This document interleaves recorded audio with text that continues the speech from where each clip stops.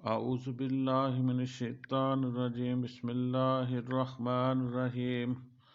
آج میں آپ کو انڈونیشیا کے ہوائی جہاز کے حادثے میں ہونے والے ایک دل افروز واقعے کی طرف لے جانا چاہتا ہوں۔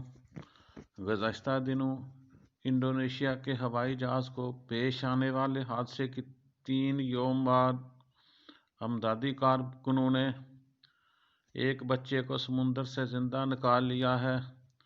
خیال کیا جاتا ہے کہ جب اس کی ماں کو یہ یقین ہو گیا کہ اب تقدیر کا لکھا نہیں ٹل سکتا تو اس نے بچے کو نشست کے نیچے موجود لائف جیکٹ میں باندھ کر اس کے خالق و مالک کے حوالے کر دیا، اور اس ذات پاک نے اپنی مشیت، حکمت اور تدبیر سے اس کی ماں کی اس آخری خواہش کو پورا فرما دیا۔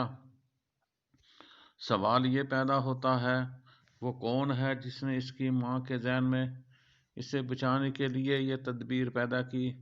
وہ کون ہے جس نے اسے اتنے زور کے سمندر کی تند و تیز لہروں کے غیظ و غضب سے بچائے رکھا؟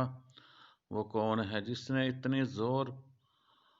اتنے روز سمندر کی تہہ میں جانے سے محفوظ رکھا؟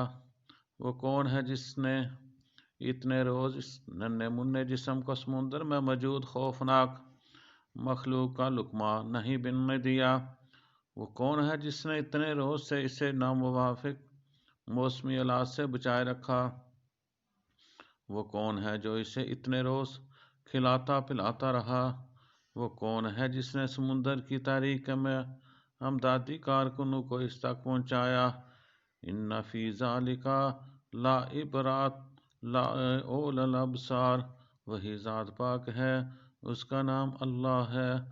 اللہ جو چاہتا ہے وہی کرتا ہے، اور جب تک کسی کی اللہ موت نہ چاہے موت نہیں آ سکتی۔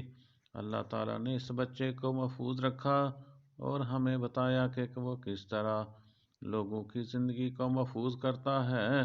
سبحان اللہ تعالی، سبحان اللہ و بحمدہ، سبحان اللہ العظیم، سبحان اللہ و بحمدہ،